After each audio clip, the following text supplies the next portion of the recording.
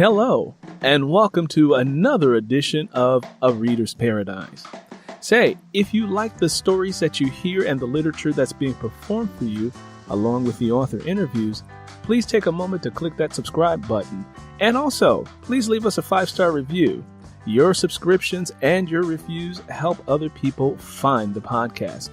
Also, I want to say a big thank you to the listeners of the show from the United States, Canada, Germany, France, Nigeria, England, Australia, and India. Thank you all for tuning into the show. I really appreciate you guys being here. All right. So with that being said, now that we got the housekeeping stuff out of the way, folks, well, we have a special author for you today, and I want you to buckle yourself in because you are going to be in for a ride. I have with me author Catrina Brown. Let me give you a little bit about Catrina and her background. Here's what her bio says. Catrina D. Brown is author and publisher of Come, Still to Come, Guess Who's Coming To, and Guess Who's Coming. Mother of 3 sons and 1 daughter who has passed away. She has worked in law enforcement for over 25 years. Her first 2 books are about her online dating experience and the men she encountered throughout the United States via text, phone, video, and even some in person. Well, with that sort of introduction, you know that we are going to have a very interesting conversation. So, Catrina, please take a moment to tell the listeners a little bit more about yourself. Hi, thank you again for having me and giving me this opportunity. I am Catrina D. Brown, and I am the author and publisher of the books that he just named. My first 2 books, like you said, is about online dating. And it's like a manual in a way, the do's and the don'ts. You know, I talk about the people I've encountered, the friendships, relationships that I formed, and I even got engaged at some point to someone that lived in another state. So it's, you know, I'm really talking about the openness and the do's and the don'ts and the warning signs. And my books can really help someone because a lot of people are ashamed and embarrassed to even admit that they have visited online dating sites. You know, even when you see the commercials on TV, you know, and someone's dating and they're saying, you know, where did you meet? And they make up all these extravagant places.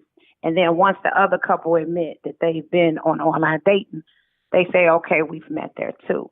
So I'm really talking about, you know, the people I've met, you know, the people that I've encountered, because you have to really be careful, you know, out here, period, with even just dating, not just online dating, period.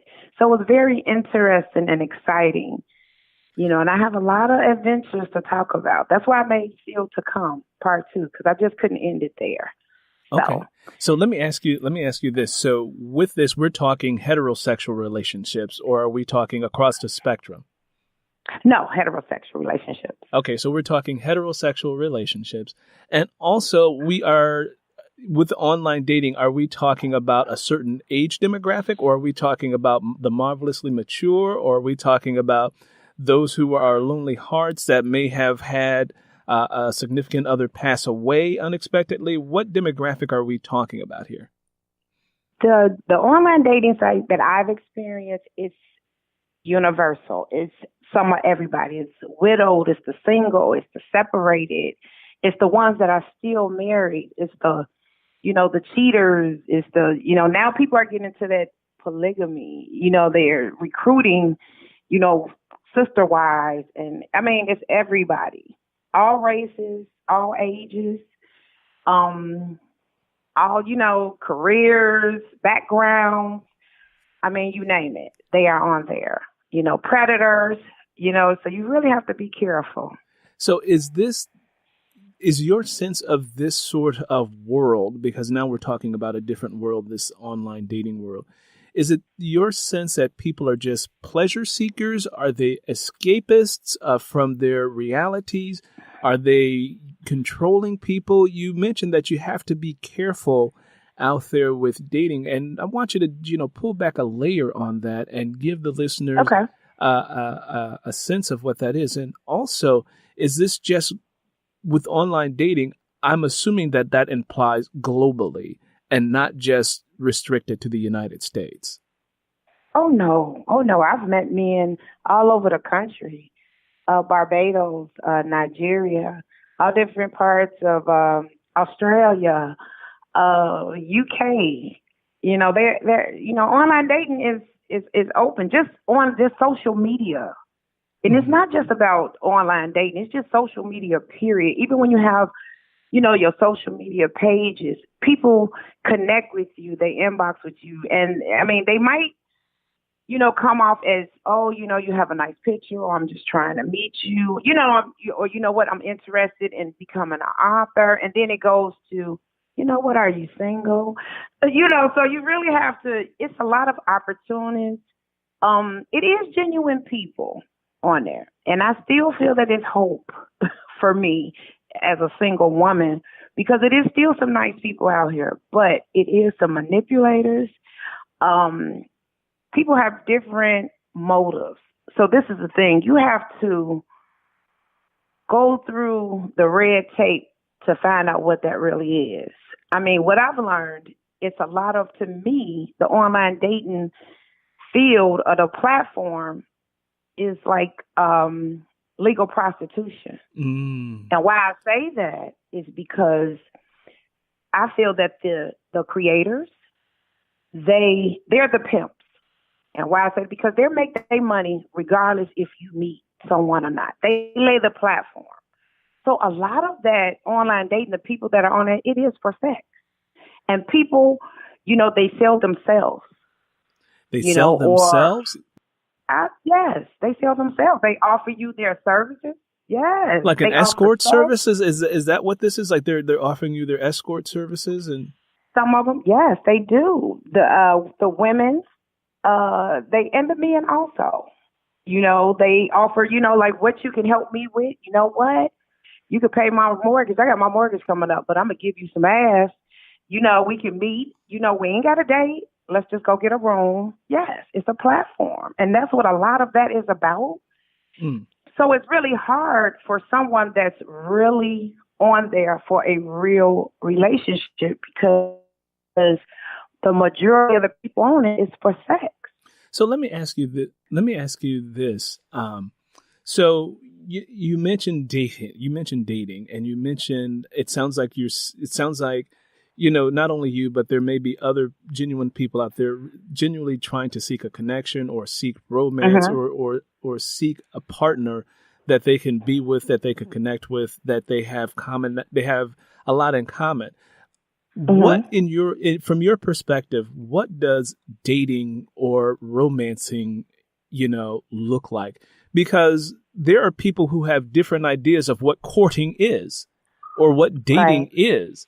Some people, just believe, I take you on a date and, that means that, I get to get you in bed. And other people may say, well, no, there's a courtship that has to happen. And so I want to know from your perspective, what do you feel, or what is it that made you go out to this platform to search for this, to try to fill this gap, if you will, that's in your life? Okay, I went on online dating. I was divorced, and I didn't go out much. So I wasn't out like in the clubs or, a lot of parties out, in the scene, hanging out in the street. So I wanted to try something different. I had been married before. I was divorced, and I was starting all over. I wanted to try something new. So I was just at home one day and a commercial came on. So, I told my sons, you know what, I'm going to try that online dating, right? So I got on there, I made my profile. And instantly, put your picture up, you tell a little bit about yourself, ding, ding. It was like, man, I got a message or I got a flirt. So, and I'm going to tell you something, it becomes addictive because you want to know, who's reaching out to you, or I want to read their message. But I'm going to go back to the pimp thing with the creators. They're getting paid regardless. If you use their services on their site, they're getting money from you. So right? is there like a subscription service that you have to pay to be? Yes, Okay, so it's a yes, subscription yes, service, and yes. you pay the subscription service in order for them to create this platform where you can meet people. Okay, got it. You can create your profile for free, but to retrieve your messages, the things that you will want, because anybody can view you. You can view people for free. You can leave a message for free. But in order to retrieve your message or their responses, you have to pay for that. Yes. So it becomes addictive in that way paid. because you're looking, so the brain will say someone has noticed me, someone has paid Yes. attention to me, and you're getting a Yes. little endorphin high of like, well, who's interested in me? And then Right. you may be wondering, is this Mr. or Mrs. Right for you? And you go in there with that sense of hope. So what they're really selling here is they're selling Yes. fantasy. They're selling kind of like the creators of the lottery. People buy those lottery tickets, and what they're really selling, what you're really being sold, is the fantasy of winning and what you would do with the money. So what you say as the online pimps, as you described them, what they're really selling is the fantasy of you Right. having an incredible romantic experience. Exactly. It kind of reminds me, and I'm going to show my age here. There was a show came on when I was growing up called Fantasy Island. Oh yeah. Yeah, with Ricardo Montalban, and the show for those of you who are younger or outside the United States who may not know of the show, it was a show where people would get away from it all and come to this island to live out whatever fantasy they had, and they paid premium price to go to this mythical island and have their fantasy played out. And just when their fantasy was getting good, they would say, your fantasy is over. It's time to come home. And you'll be like, damn. Right. So in that sense, this is what the online world or the online platform has created. This is a fantasy island for those who may be seeking, multiple partners or an encounter without any strings attached, or where they won't be ostracized for their fantasies or indulgences. So that is okay. So I started on that. So, like you said, it's to me, it's like crack. Because even when I say that, it's like you keep going back because you keep trying to get that one. You know what I'm saying? Because I was in hope of meeting that one. I wanted a real relationship. I wanted it with a real person. I was a real person. So I was looking for someone like me, that wanted a relationship, that wanted to settle down. I was in my late 40s when I started. And, I'm further in my career. So it's like, okay, I'm going to, look forward to a future, retiring, just be happy. So you're searching and Wait, I'm gonna stop you right there real quick because you just dropped a wisdom bomb and don't realize you did it. I don't think you said you were searching because you just wanted to be happy. Now I'm going to ask you a really deep question here because it comes up. When you say that I was searching to be happy, does that mean that your happiness has a condition on it, that you have to find this person or this, hopefully individual that exists in order to be happy? I was looking for a happiness in the sense of having a relationship, a significant other in my life, that part of my life. I was looking for happiness to complete my whole circle. I had my career. I had my children. I had everything that I wanted, but I just didn't have that person. So I was searching for that person to complete my happiness, my circle. That's the way I felt at that moment. Mm-hmm. Yes. Okay. Yep. Okay. So continue on. So you were searching for happiness. Okay. So I was searching for and in my journey of looking for happiness, I've met incredible. You've met who? I've met some really crazy Mr. Crazies. I met the manipulators. I met the pimps. I met the gigolos. I met the preachers, truck drivers. entrepreneurs. I even met an ex-NBA player, fathers, married men, men in relationships, the liars. So have you ever been approached? So have you ever been approached by women in addition to men? Absolutely. Absolutely. Yeah, let me go back, because when you said heterosexual, now, my profile, I'm in search of a male. Now, it has been women that have came on my page and left me messages. And one woman, I'm going to tell you two different incidents. One guy, I'm going to say his name was, let's say Bob. So me and this guy, we had talked. He was a truck driver for 15 years. Actually, this is something in my book. He was a truck driver for 15 years. He was an only child. He had lost his mom and his dad. Him and his mom was close. Let's say his mom had passed maybe a year or two. So he was really, going through that. But he seemed to be he was a gentleman in Chicago. We were around the same age. He had no kids. So I was like, okay. So we talked, daily, for a few weeks. So I was going out of town. So we would send pictures, clean pictures, not on nude pictures or nothing like that. So he would send me his headshot and I would, send him mine. So I had to go out of town. I went on a trip. So when I came back, I said, well, you know what? Let's meet. We've been talking on the phone back and forth for about a month. Let's go have a cocktail, and finally meet and see where this can go. Because that was my goal. I wasn't just on it just to be talking. I really wanted to meet somebody. So we decided to meet once back in town. Now, before I got back, he called me and texted me and said, well, you know what? I have to have back surgery. Now, the week that I'm coming back in town. Now, if this was a pre-existing condition, in 1 month, why haven't you told me about it? So all of a sudden, he had to have this emergency surgery on his back. He said he had a slip disc. So I said, okay, well, you know what? When I get back, I'll come to the hospital and check on you. He was like, no. I want to go through this process by myself. And I was like, oh, okay. And I thought that was kind of weird, because I was like, man, if you heard you don't have your mama, only child, here I am trying to get to know you, and to be there for you. So I just brushed it off. So while I was out of town, I had one more day left.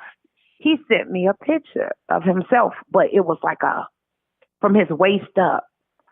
So the angle of the picture, I sent him a text back. I said, wow. I said, at that angle, it looks like you have breasts, right? And he just laughed it off. Right? He didn't get offended. Now, as a man, a real man, you would have been like, I ain't got no breasts. What the fuck did you talk? You know what I'm saying? You'll be like, what are you talking about, right? But he laughed it off, and I was like, wow. And as I went back into the conversations we previous had, I was like, this was a woman all this time. And he didn't want me to know. So it was a woman. So was it a female with a heavy voice, or did you think it was a male with just a softer voice? It was a medium tone voice, but his face looked like it was male. He looked like he was a male. He didn't look none to the wise or whatever until I seen that picture. So that was somebody on the on the gender spectrum that was probably presenting as masculine, a female presenting as a male. And you have that. You have men who present as women, and you have females who present as men. And, because sometimes you can't tell the gender of a person sometimes through obvious means of, breasts or, lack of facial hair or that sort of thing. And so sometimes people, they may feel like, they want to present a particular way because that's who they feel like they are on the inside. And so that is an interesting thing you bring up when you go out there, because you really don't know who you are coming in contact with, especially when you go, out there, because the barn doors are open, so to speak, and you can get some of anybody and everybody that comes through there. And then also from a psychological perspective, and you alluded to this, but I'm going to break it down a little bit further. You went in there with expectations, and and people, and other people will go in there with expectations of, okay, if I say I'm looking for this particular thing, I expect people to play nicely in the sandbox that I've built.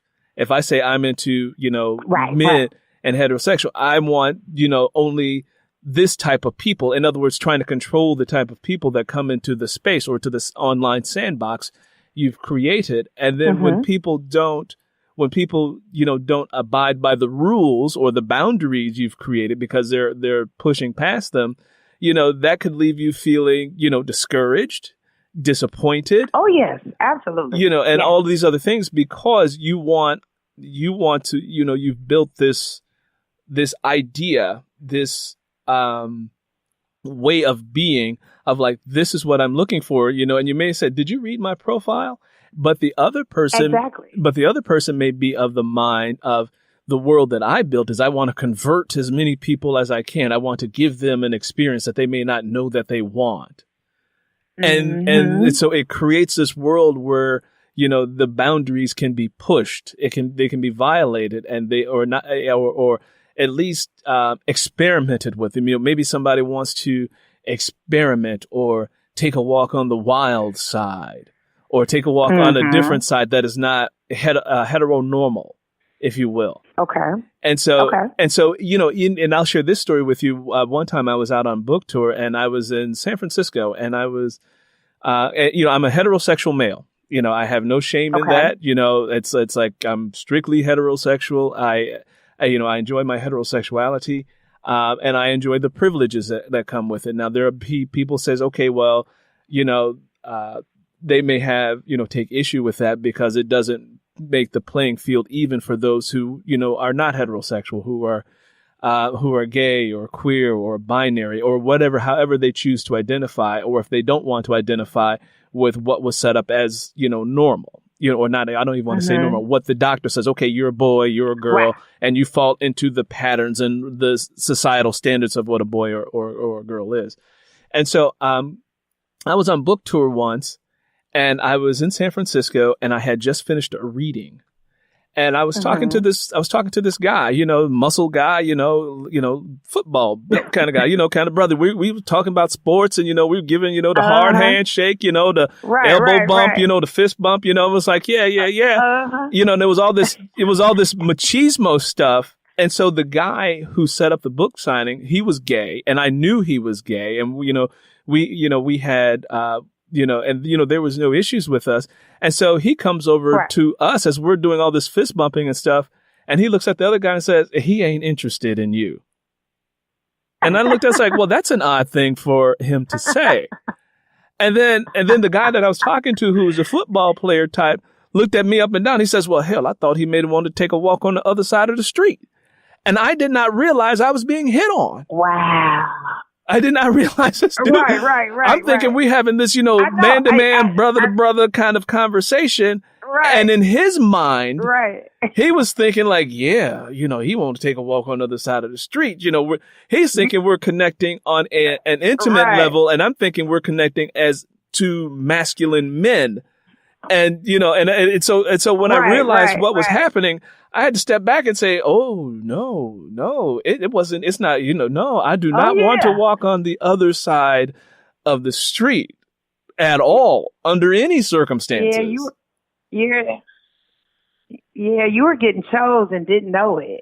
Right. And so it sounds like this online world, that exists, can lead to moments like that.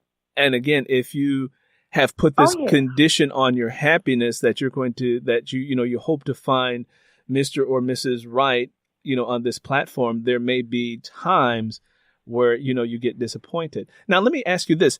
Has there been, speaking of that question, has there been a time where you just, wanted to give up on this, or that you said, I just can't do this anymore? What, online dating? Yes. Or just dating, period? Both. Oh, yes. It has been times when now, my books are about my 4-year online dating experiences on and off. I haven't been on there 4 straight years. Okay. No, I've taken breaks. I formed relationships. I went to meet people to start relationships to see if it will go somewhere. So I wasn't on there like straight. I'm not a serial dater. That's number one. If I'm talking to you, I'm interested, I'm with you. And I'm trying to see where we can go.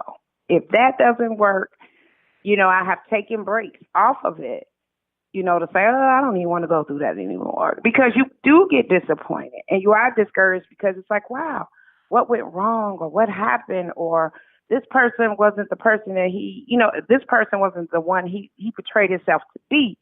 And so it's like, man, is this really worth it? Because you take chances because you're putting yourself out there to the world. You have your picture. You know what I'm saying? So you don't know who you're going to meet.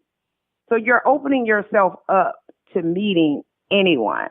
So when I do describe exactly what I'm looking for, as you said, go back to my profile. You need to reread that because, you're not what I'm looking for, or you're not the person that you're saying you are. So, but it gets discouraging. It does. And I'll meet a lot of women that come to my book events to meet me and talk to me, or even men. Man, I got a chapter for you. Or, man, let me tell you about my experience. And yes, they did this. And I have met people that have had successful marriages and successful relationships. So it is a chance. It's like you're throwing your dice on the table. That's what I tell people. I throw my dice on the table, and sometimes I crap out. I meet some nice guys, and I've met some bad guys. But thank God, no physical harm has come to me. I have visited people. I've been to Philadelphia. I've been to New York. I've been to New Jersey.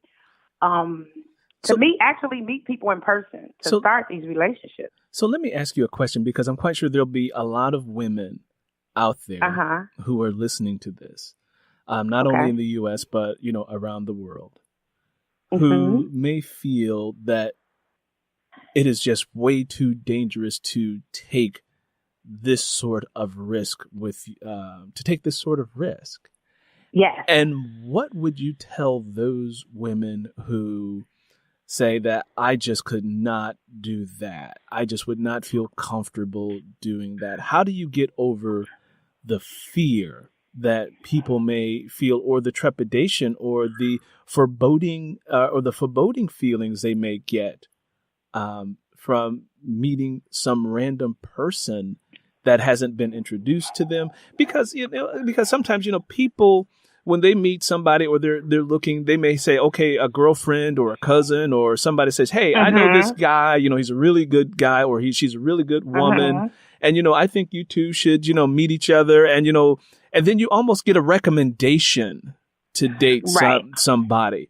And so this doesn't sound like where you're getting a recommendation, and you really, as you say, throwing your dice on the table, and you may crap out. So how do you allay the fears of both men and women who say, men may say, I don't want to run across Lorena Bobbitt. For those of you who don't know Lorena Bobbitt, she's the guy who got mad at her husband and cut off his penis. And, and men don't want to run into the fatal attraction where, someone's boiling the bunny rabbit. Right. That's true. And I do get a lot of that. Some people are like, wow, you are crazy. Or, man, you did that? Like, man, that's really something. Even my family, that, my mom, my kid, like, Mom, you know what? Be careful, because you really don't know, even though I've talked to somebody for months. And what has made your question is, what makes me not scared or fearful fearless, that what harm would come through? What do you say to women? What makes me feel like? Yeah, what do you say to women who may be fearful of this and say, oh, I just couldn't do this? How did you get over your fear of doing this? Well, you know what?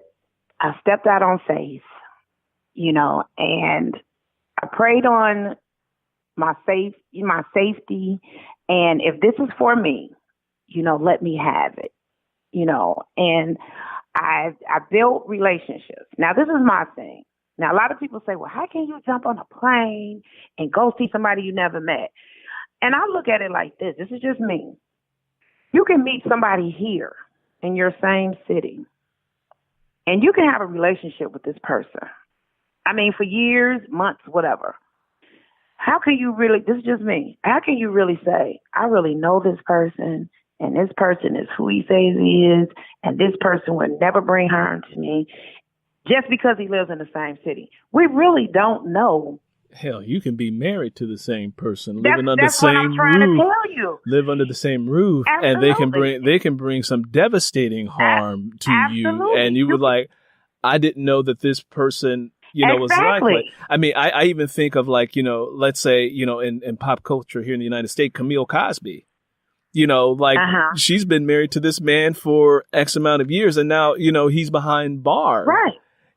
And there was one interview where she said, that's not the man that I know that they're portraying. Right. But, there was a part of him, apparently, that he was that was convicted. And she's been with this man for X amount of years. Exactly. So there's some truth to that where, you can. And I do. Yeah, you can be married to someone for, decades and not really know. And don't even know them. And they will come out a bag on you or do something to you. And you're devastated because you're like, I would have never thought that this person would do that to me. Or this person would never. But so that's my thing. I can't say who I really know. So I take chances on getting to know them or to get it better acquainted with them to see where we can go. Or what we can build together. So put in another way, you're not risk adverse. You will take the risk. No, you absolutely. Some people are risk adverse where they say I can't. It's just not in their personality to take that risk. No. And there are other people who says, yeah, I'll take the risk. I'll deal with it however I deal with it. And I guess the same can be applied to people who maybe want to start a business. Some people don't want to take the risk of starting a business or even investing in the stock market because they don't want to lose a shirt off their back. And because they say, I want to keep my shirt that I got and I don't want to risk losing it, even though I may find that by taking the risk, I can get to a greater state or, I can have great things happen monetarily. And so what you're saying is that it's all risky no matter what you do, whether you date someone, in your own city or whether you date them, in another state or even perhaps another country. It's all risky. So with that being said, we're talking about your work. And I think this will be a great time to hear an excerpt from your book. Yes, I'm going to share a section in my book, Guess Who's Coming? And what I'm doing, I'm describing simple objects in a sexual and erotic way. It's like a guessing game with an erotic twist. So here goes. Who am I? Heating up your skin while at the same time opening your pores and helping release pent-up pressure to ease your body. My hot vapors and pheromones working your senses and putting your mind at ease to daylight. The feeling of pressure draining from your body inch by inch with every breath you take. I'll be damned, I'll have you feeling like a new man. So now the thing is, guess what I'm talking about? Okay, I'll give you a few seconds. Okay, I'm going to help you out. It's Vicks Vapor Rub. Did you get that? So now I'm going to go into a second one. Okay, who am I? I tantalize your skin with my fluffy texture, caressing you all over, tickling your hot spots and focusing on pleasing you from head to toe. My touch is so intimate, especially on your nipples, rotating in a circle of motion. Then down the middle between your suckling breasts, making my way down to those juicy ass thighs. Who am I? I am Miss Feather. Who am I? I send chills up and down your spine and cool your skin while giving you goosebumps at my slightest touch. As you slurp and swallow my hardness, I melt, trickling down your throat. Being cautious, not to suck too hard, causing your brain to freeze from my power. I am Miss Ice Cube. Who am I? Depending on how you take it, creamy or with a lot of hard nuts. My thickness chokes you when you swallow or fill your jaws with too much of me.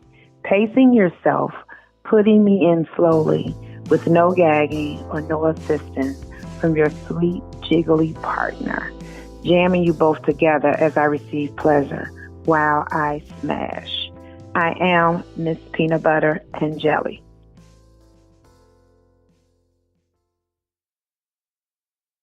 Well, that was an excerpt to remember. So tell us about that. Why did you select those 4 pieces to read? And give us, you were doing a lot of wordplay with that reading. So you were, from my experience of the reading, you were leading me to think one thing, but then you did the old switcheroo at the end. So tell me about that. Oh, okay. I did. You know what? At this point in writing, now my first 2 books, .com and Still to Come, I told facts. I told a story. So I discovered at this point when I wrote Guess Who's Coming, I became a writer because now I was creating. I was looking at simple, basic objects, everyday objects, and I was looking at their emotion, their necessity, what made them move, what made them tick, what did I get out of that and put that twist on it in a sexual way, or, just think of it in a more explicit way. And I picked those 4 randomly out the first book. Actually, those are in my 3rd book, Guess Who's Coming. I also have Guess Who's Coming too, and that's part 2. It's a game, actually. And I also created a card and a drinking game with both of my books combined. I combined the 3rd and the 4th book together and put them on cards. And I made it with 2 shot glasses. So now when you're around friends, instead of picking up the book, you can have both cards, which totals 84 pieces, which is 2 books. And you can read them off. And then whoever doesn't guess the answer correctly, they could take a shot from the Guess Who's Coming shot glass. Or you can add a twist and remove a piece of clothing. But those 4 I picked, it was just a random, thing. There wasn't nothing special. I just looked at them and was like, you know what, I'm going to read those. But those are from my books, Guess Who's Coming, 1 and 2. Oh, wonderful. So let me make sure that I understand this and make sure that, I paraphrase this correctly for the reader. So not only is the book a journey onto the erotic side of life, of pleasure, but it also comes with a game that you can play with drinks, or a striptease, if you will, that is designed. Yes. I'm assuming here, or I'm making an assumption that is designed for couples who may be looking to spice up their relationship or their marriage, or to make things interesting, to get out of perhaps a routine sexual life, or yes. So am I correct there?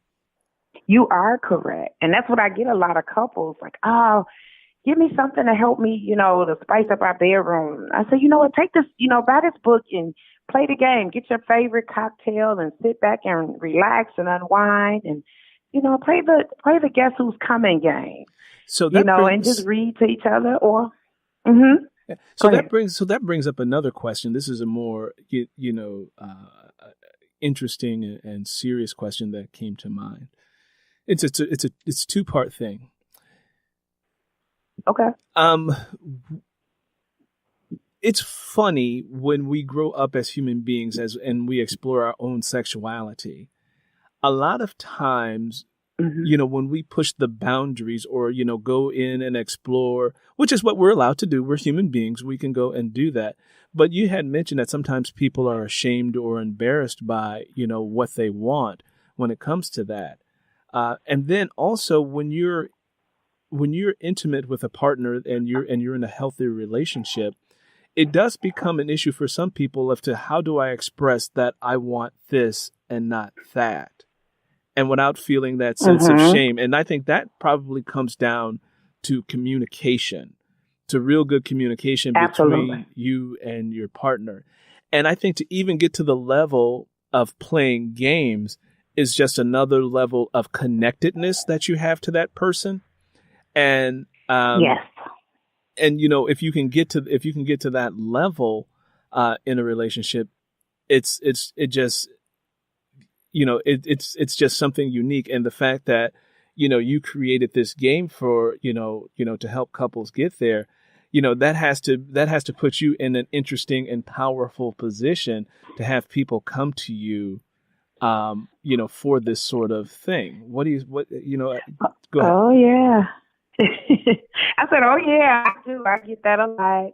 But you have to remember, I didn't create the book to create the game. It just happened. I wrote the book first. Mm-hmm. And as I continued to write and making the second book, I was like, wow, you know what? I can make this into an actual game. I can see this. I have a very hard time sleeping at night, honestly, because my mind is constantly like, okay, what's next? What can I do next? And I had to pace myself and slow down because I was moving so fast. I was putting books out so fast because I continued to write. I finished one book, I was starting something else. And then I don't want to confuse people because now people are like, okay, I got book 1. Okay, I need 3. Well, where's 4? So I do get a lot of people that come to me with the guess who, and then there's a lot of people. It's so funny that you say that as far as couples coming to me or people coming to me asking me, about advice. I say, you know what? So now they're like, oh, you just a sex kitten. I'm not a sex kitten. I'm not an expert on sex, in relationships, but, I do have, I can't say I got a PhD on online dating because of my experience, but I do get a lot of people come to me as far as romance, advice, or just because I'm a good listener. So let me ask you this communication question. is definitely, okay. Yeah, and you're right, communication is definitely key. Let me ask you this question. Yes. What are the top 1 or 2 issues that couples may have come to you struggling with when it comes to their intimate part of life? Because even for 2 people or a man or a woman to come to you individually seeking advice, do women have a common complaint and do men have a common complaint, or is there a common couples complaint that you can think of or that you have had come your way in your experience in this area? Yes, people are selfish. That's the biggest thing now to me. People are so selfish. It's me and him. It's not ours or what we can do together. So it's like if he wants something or something he likes, you're not open to doing it because that's not what you want.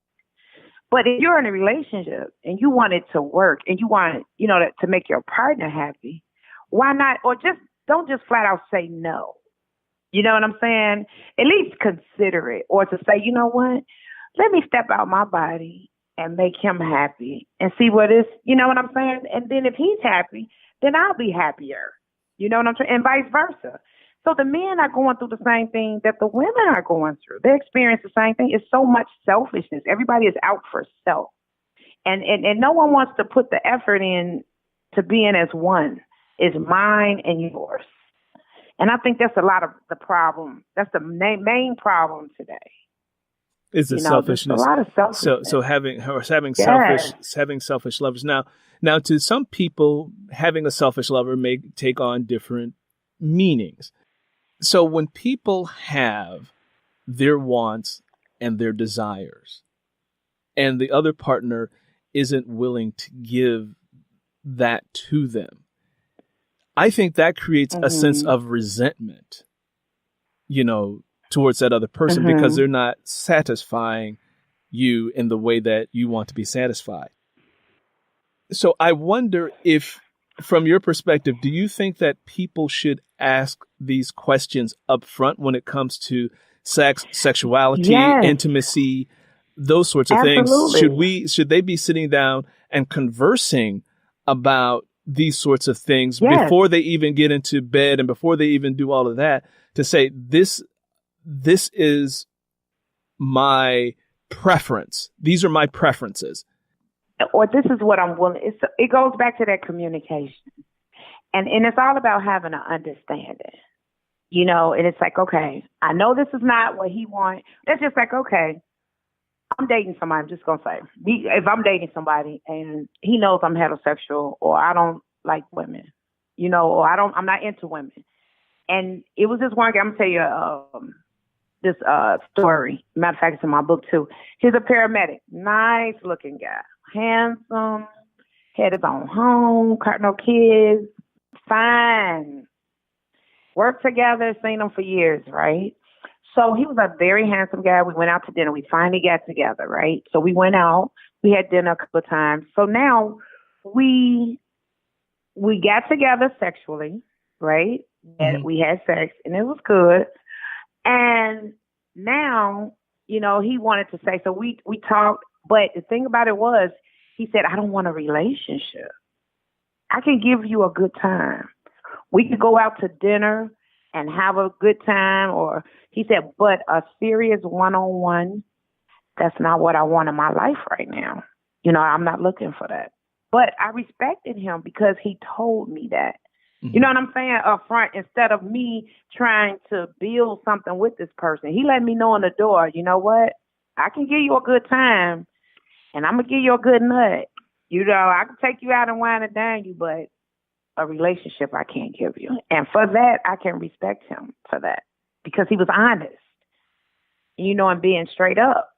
Because then, when people will hurt you nowadays, you playing with their heartstrings, and you have to let people know what you want in the door or what I'm looking for, because some people will lose it when you playing with their heartstrings. So I believe communication is the key, being honest and upfront from the beginning. So you can't throw in no text in the middle of the relationship and be like, well, why you didn't tell me that you wouldn't want that? Why you didn't tell me you don't like women? You know what I'm saying? Now I'm trying to bring this woman home, but I didn't know because you never asked. So it's back to that communication. So I that's definitely the key in having that conversation, because at least you know what to expect. Yeah, and my thing is, don't put nothing on me. Right. And that's probably one of the most common male heterosexual fantasies is, and from what I believe you're talking about, is having a threesome with one man and two women. And right. but when it goes reverse, two men and one woman. Oh no. Two guys. Oh no, they ain't playing that. I ain't doing that. That's some gay shit. I ain't doing that. That's some bullshit. I quit. Now you want to quit? No, give me my other man. That's some bullshit. Now look, now the other part coming out like, nah. So yeah, so it works both ways. And then if and if a person has that fantasy, either male or female, it depends on how bad that itch is, because if that itch keeps coming up, right, somebody's going to have to scratch it for them. And I think that may be where some of this online dating platform comes on, where you see people in prominent positions, looking to get that itch scratched. And it doesn't. And you said in the beginning of the interview that they come from all walks of life. And, we can even look at as high as the president of the United States. We look at John F. Kennedy, and we look at, other presidents who were known to, have, situations, if you will. And people, it's scratched. Right. and sex is a powerful force. It is a powerful force. And I want to say this because we'll have to start wrapping up.